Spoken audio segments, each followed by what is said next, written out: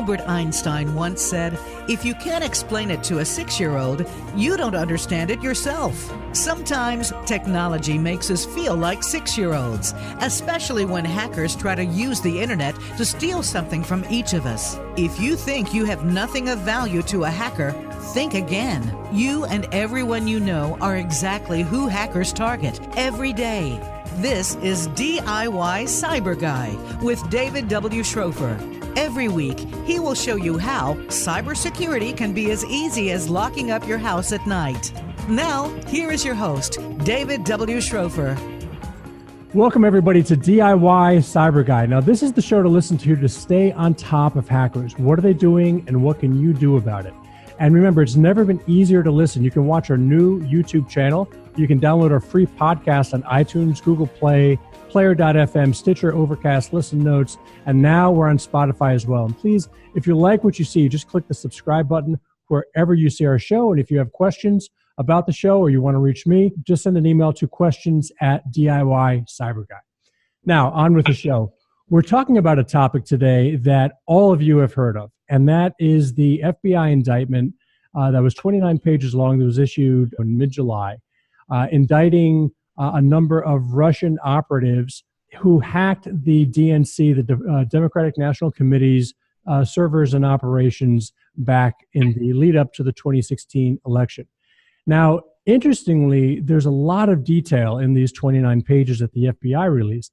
And as cybersecurity experts have gone through it, we've realized that this is a great example of a textbook spear phishing attack. Now, we've talked about spear phishing a number of times on the show. It's when an attacker is actually crafting messages, whether they're emails or pop-ups or anything that will get you to click a link that you shouldn't be clicking or open an attachment that you shouldn't be opening. And once they do that, and we've said this many times on the show, once the attacker gets you to simply go to a website, that's all they have to do, or open an attachment. That's all they have to do to get that initial infection into your computer. Here with me to talk about this is John Supak. Now, John is the president and CEO of Threat Quotient. He also served as general manager for Cisco Systems' advanced malware protection product line, also known as FireAmp. Following Cisco's $2.7 billion acquisition of SourceFire, John joined Cisco Systems as part of that product team. John also serves as an advisor and a board member to a number of technology companies, including Sonatype, PFP, Cybersecurity, and Cybrary. Welcome, John. Hi, David. Yeah, it's great to join you today. Thanks for being here. So tell me about this indictment that was released by the FBI, and why is it such a good example of a spear phishing attack? If anybody's had the opportunity to read either the headlines or the indictment details themselves, I think there's a number of themes within this that, from my perspective as a cyber guy, that emerge. One is that... Hey, I'm the cyber guy. One of the things is that the tactics and the approach to this actually are pretty simple things, right? And this is not new stuff or new approaches that's being used. I think the other thing that jumps out at me is there's a couple of words that I'll throw out there that are starting to kind of resonate in the industry as it relates to not only helping organizations or individuals protect themselves, but being able to put in place programs that help to prevent similar types of circumstances. And some of the words I'll throw out, spear phishing is the big word you used. If you think about it, most of the statistics that I've seen, the number one vector for attacks today is in fact spear phishing. So I sort of shake in my boots every time my father-in-law sends me an email with a link that says click here. I always don't click there. So spear phishing is one of those words.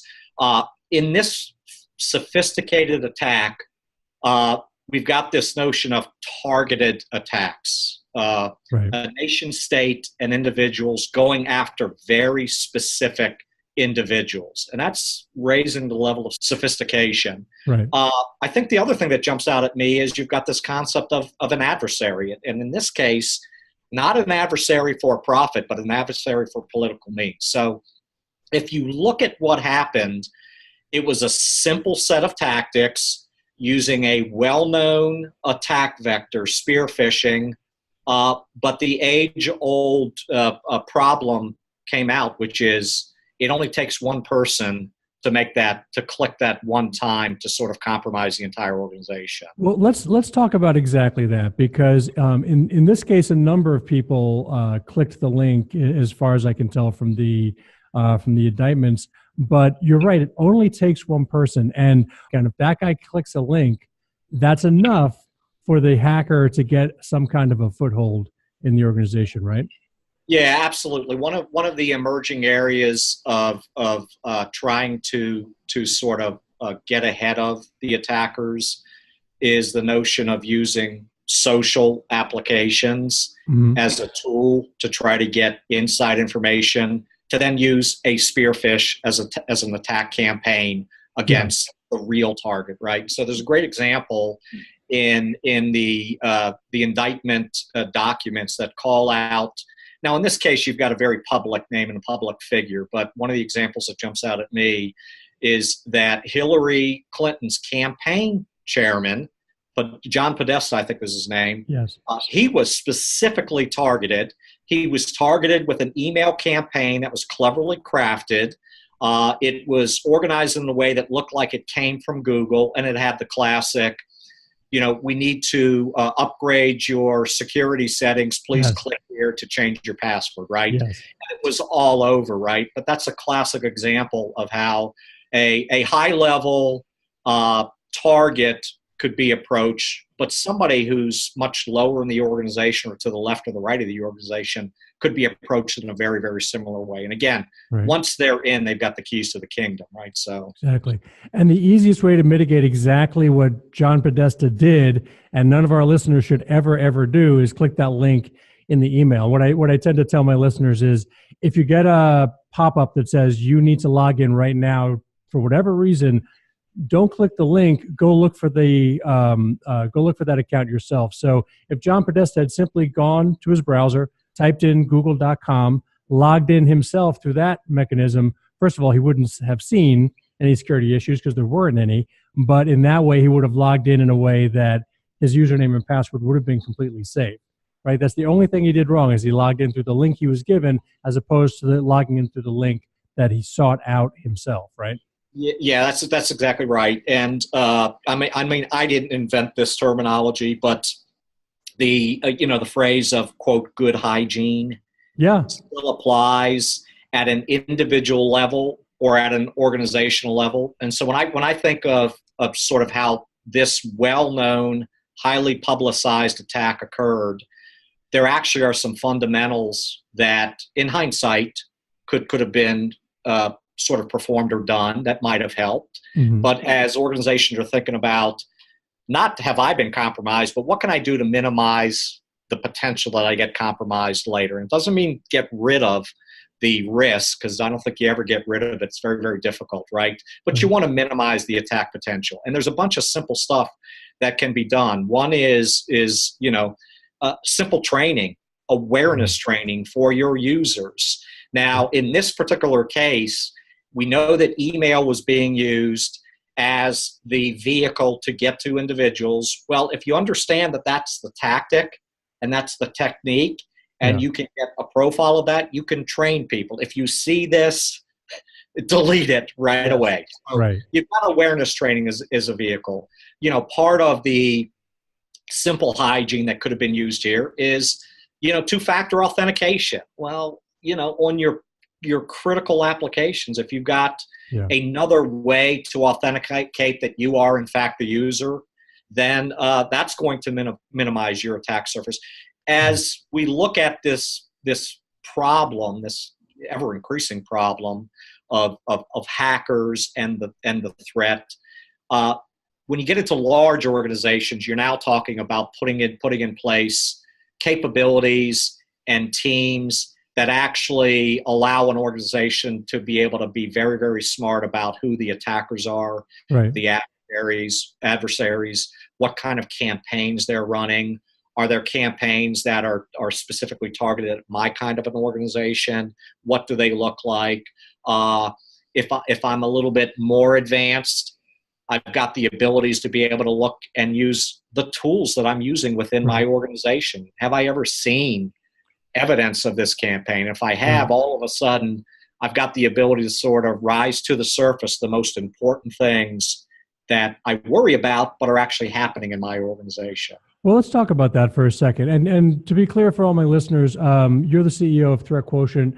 Threat Quotient is not a sponsor, but I just love the work that you're doing. And part of the reason I wanted to have you personally on the show is because the job of Threat Quotient, we can talk about this in a little more detail, is to separate the wheat from the chaff. Right? There's so much information coming in on error logs and other sources that talk about the threats that are attacking or trying to penetrate any given organization. Finding what's most critical and rising those items to the top is a tough thing to do, and that's part of what Threat Quotient does. So, given that, what are some of the things that you're seeing that have been rising to the top lately that could be addressable by some of the listeners that we have? The Soho listeners and the home user listeners.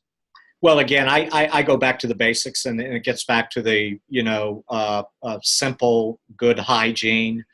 The number one attack vector right now is spear phishing. Clearly, that is a big problem. When you get into, I don't want to geek out too much for the non-cyber listeners or the less cybery people, but when you get into sophisticated organizations, they have got the abilities to be able to make use of a lot of information, external information, feeds that researchers are providing relative to attacks and campaigns and actors, these sorts of things. They also oftentimes have a lot of available information internally. Your own systems are creating alerts and logs.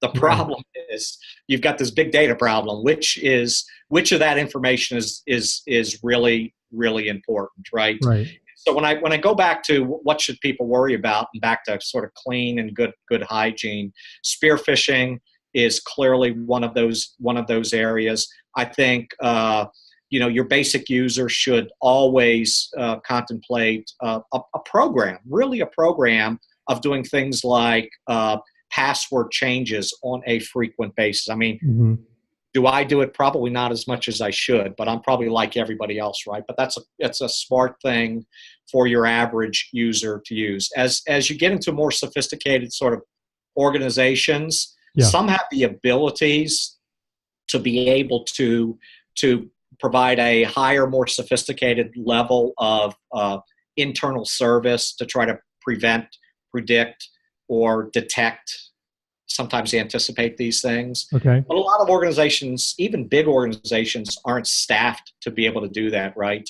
And so there is a big emergence of service providers that can help these organizations. There's a big market that's blowing up right now in what I call the sort of managed detect and response business. And so some of them are big companies like AT&T and Verizon and others, and there are a lot of smaller organizations that will provide this high level of sophisticated capabilities for organizations that can't do it themselves. So it sounds like without a doubt, this high level sophisticated information gathering and curating is critical to any network security operation.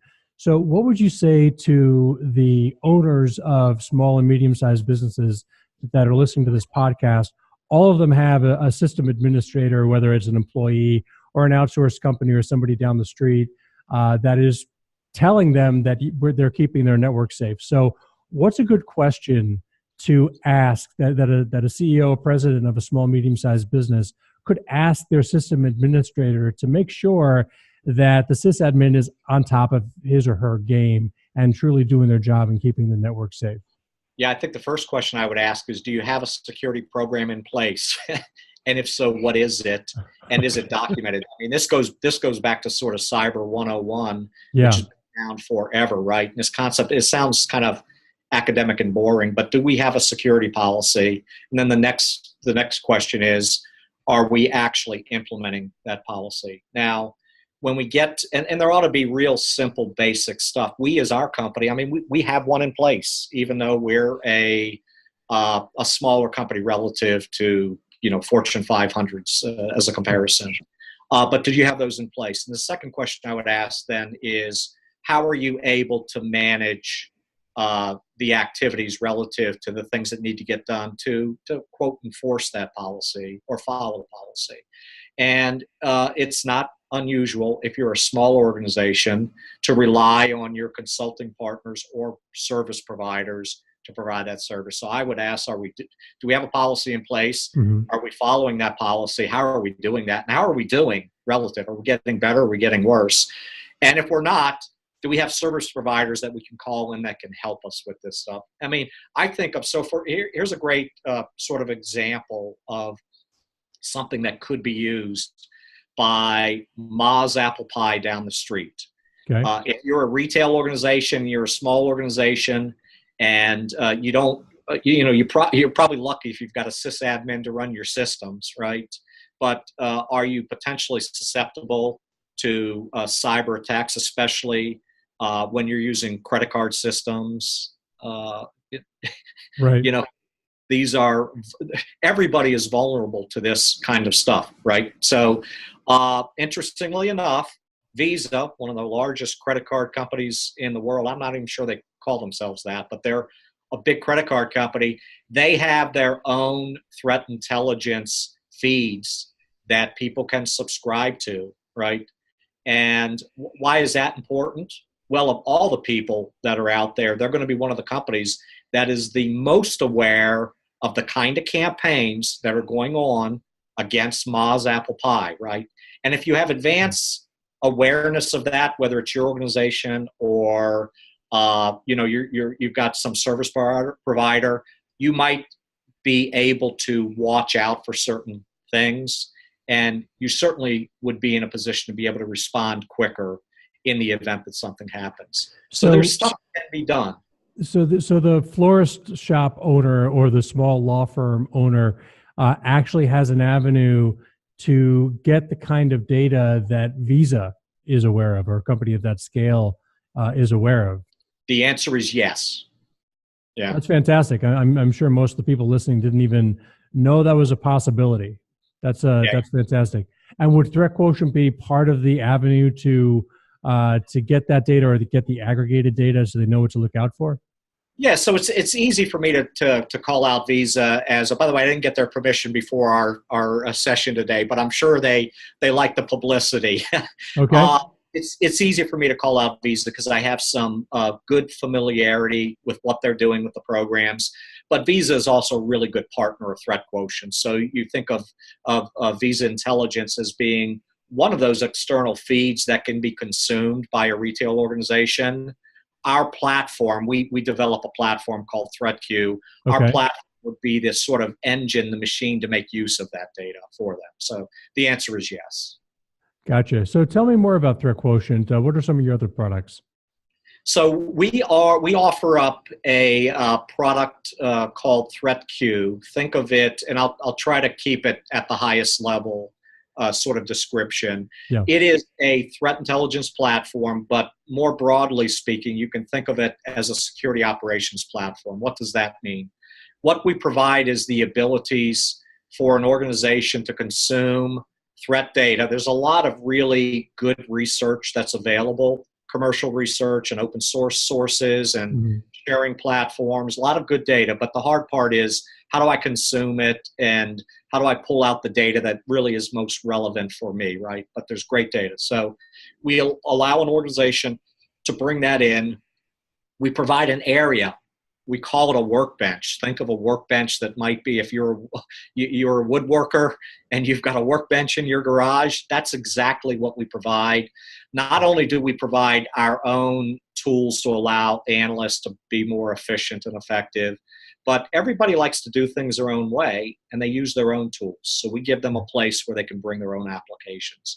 And then the last mile is if we've provided a way for them to be able to curate really usable data, it's really best if you can make use of that data. And I call it operationalizing it, but interact with the applications that you've invested in your organization so that they are updated with the most recent and relevant data that's coming out of this workbench and what we call our threat library. So, but if you think about the use cases, what we do at the highest level is we provide the abilities for a SOC, for analysts, for security operations teams to be much more efficient and to have a higher level of efficacy. Because you can imagine these guys, their hair is on fire. There's so much data. Right. Where do I start? Which is most important. That's how we help. I love the workbench analogy of having all the tools like a cobbler, basically at your disposal. That's fantastic. So basically, the companies that provide services to my listeners, like ISPs and managed service providers, those are the guys that would use the Threat Quotient product most directly. Yeah, that's correct. So, one of our routes to market is through deep partnerships with ISPs and service providers.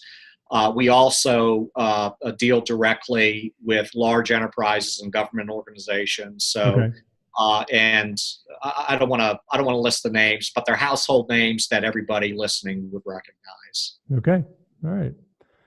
So, where can people find out more about Threat Quotient and the work that you do? Well, you can follow us at Threat Quotient, and certainly there's all kind of really good, valuable information at our website at www.threatq.com. Perfect. Well, John, thanks so much for being on the show and sharing all of your experience with our listeners. Yeah, it's a pleasure. I look forward to another invitation. Absolutely. We'll have you on the show again for sure. All right. Thanks, David. Thank you, John. That's all the time we have for today. Remember, please click the subscribe button wherever you see our podcast, or give us a thumbs up if you're watching us on our YouTube channel. And remember, you can see us almost anywhere our podcasts are recorded and distributed, like Spotify, like iTunes, like Google Play. Remember to stay safe out there. Think about some of the things we've said on the show and stay one step ahead of the hackers. Listen to DIY Cyber Guy every week. Thanks so much for listening.